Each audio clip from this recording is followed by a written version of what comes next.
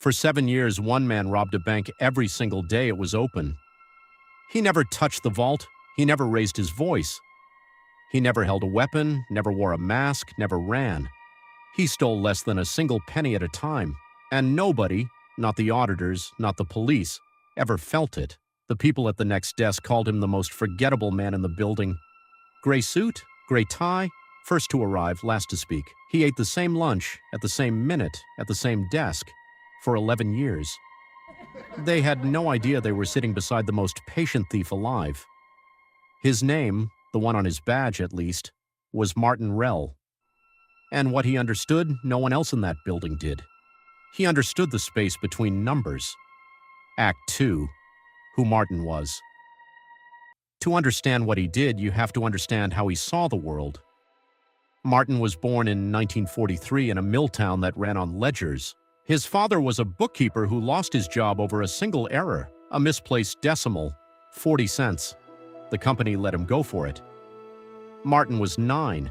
He watched a man break over 40 cents, and he learned a lesson that would take 30 years to detonate. The small numbers are where the power hides. The big numbers everyone watches, the small ones no one guards. He wasn't brilliant in the way people notice. He was brilliant in the way they don't. No promotions, no enemies, no trace. He took a job in the back office of a mid-sized bank, the department that reconciled accounts, the least glamorous room in banking, the room where numbers were supposed to simply agree. For years, Martin did exactly what was asked, nothing more. He was the perfect employee because he was already invisible. He was just waiting for the machines to arrive. Act 3, the setup.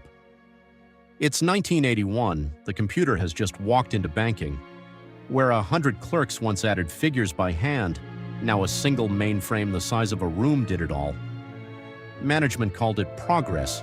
Martin called it opportunity. Every night it calculated interest on 400,000 accounts. And interest is never a clean number. Your account earns $4.33.8. But money only goes down to the cent. So the machine rounds you down to 433. That leftover 0.8 of a cent belongs to no one. It doesn't vanish. It has to go somewhere. On your account, it's nothing, not even worth noticing. But Martin wasn't looking at your account. He was looking at all 400,000 at once. Every day, hundreds of thousands of orphaned fractions. Each one too small to chase, each one perfectly legal to lose. And every day, they simply evaporated into the bank's rounding. Think of it as invisible rain falling on every account in the country. One drop means nothing, but all the drops together fill an ocean. Martin was the only man in the building who could see the ocean. Act 4, the discovery. He didn't plan it, not at first. It began with an error report on an ordinary Tuesday. A single account was off by 0.3 of a cent. His job was to find where the fraction went. It took him 4 hours. And when he found it, he didn't fix it. He sat very still. Because he realized the machine didn't actually know where the fractions went. It only knew the big totals had to match at the end. The decimals in between were a blind spot no one had ever mapped. That night, Martin didn't sleep. He did arithmetic. 400,000 accounts, a fraction each, every single day. The number he wrote at the bottom of the page frightened him. Not because it was small, because it was enormous. He tore the page into pieces and flushed it away. But you can't unsee a number like that. He knew he was already gone. Act 5, the plan. Martin asked a question no one had ever bothered to ask. What if the fractions didn't evaporate? What if they went to him? It took him 9 lines of code. 9 lines hidden inside a program 40,000 lines long. No one would ever read that far. No one ever did. The instructions were simple. Take every rounded down fraction, add it up, send it to one account. An account that, on paper, belonged to a customer. A man named Emil Roth of 14 Harborline Street. Emil Roth had died in 1911. He never existed on that street. Martin had built a ghost and made the bank pay it. He gave the ghost a birthday, a signature, a modest starting balance. Everything a real customer has, except a pulse. The first night, the program ran while he slept. By morning, the ghost account held $200. By the end of the week, $900. Not stolen from anyone, just gathered. From the cracks no human eye was built to see. He didn't celebrate. He didn't even smile. He just came back the next day in the same gray tie. Act 6. Why it worked. Here's why it was perfect. To catch a thief, you look for a victim. Someone has to notice money is gone and complain. But who complains about 8/10 of a cent? You wouldn't. I wouldn't. Nobody in history ever has. The genius wasn't taking a lot from a few. It was taking almost nothing from nearly everyone. A crime with no victim small enough to feel it. The auditors checked the big numbers matched. Because Martin never touched the big numbers. He lived in the decimal places, and no one audits a decimal. For 3 years, the ghost account grew in silence. Martin told no one, spent almost nothing. Same small apartment, same bus to work, same gray tie. The restraint was the disguise. A man getting rich is visible. A man changing nothing is not. He didn't want the money, not really. He wanted to be right about the world, and every day he was. Act 7, the near miss. But that was only the surface. Because in the autumn of 1984, the auditors came early. Not the usual clerks, an outside firm hired to modernize the books.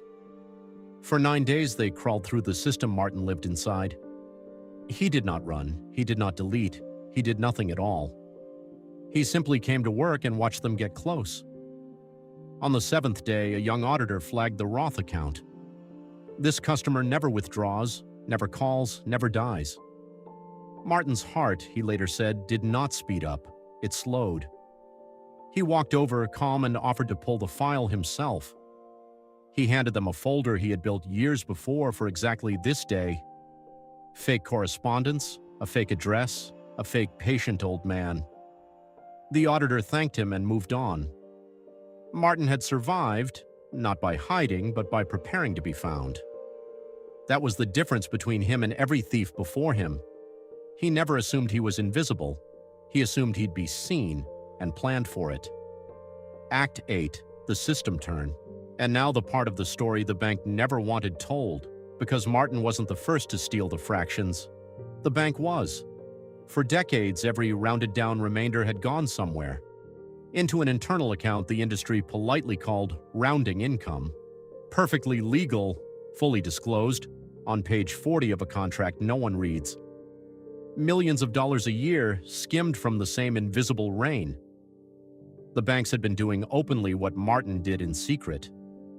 The only difference was whose account it landed in. Martin hadn't invented the crime, he'd only redirected it. He used to say he never stole a cent from a single customer. And technically, chillingly, he was right. Every fraction he took was one the bank would have taken anyway. He wasn't robbing people, he was robbing the robbery. Which is why, in 7 years, not one customer ever lost a thing. The victim was an institution that had built its comfort on the same trick. That is what made him so hard to catch. He was hiding inside a theft the system had already made normal. Act 9, greed. But that was only the surface too.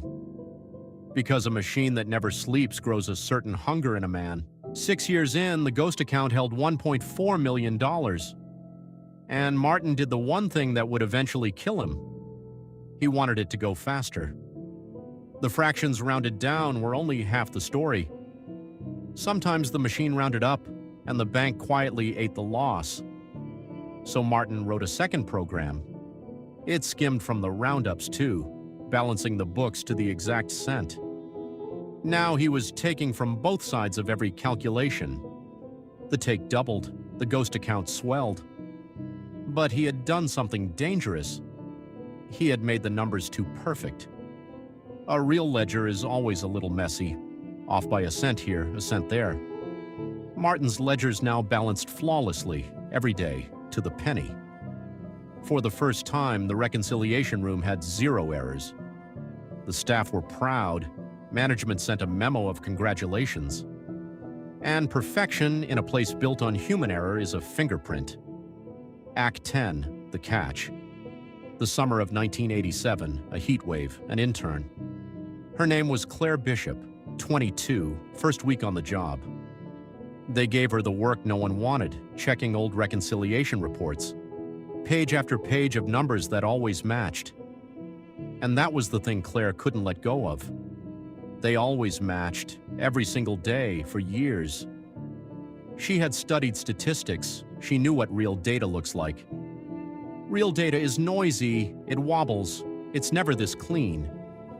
A perfect record, she'd been taught, isn't proof of honesty. It's proof that someone is smoothing the edges. So she pulled every report back to 1981, and she found the seam.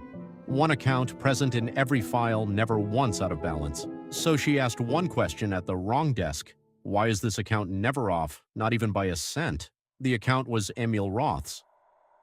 Somewhere on the floor, Martin heard the question. And for the first time in 7 years, he was still. That night, he sat at his terminal, cursor blinking on the delete command. 9 lines of code, 1 keystroke, and the ghost would be gone forever. He could have vanished clean.